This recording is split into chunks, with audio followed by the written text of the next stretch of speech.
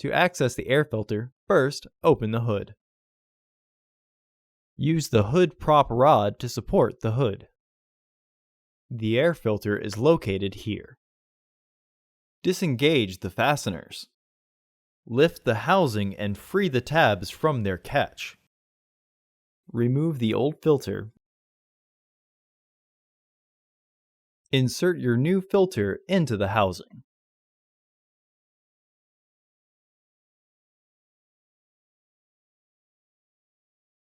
Make sure the tabs are secure in their catch. Re-engage the fasteners. Remove the hood prop rod and close the hood. Order your parts today at filterheads.com. Also, please like our video and subscribe to our channel so you won't miss any new content.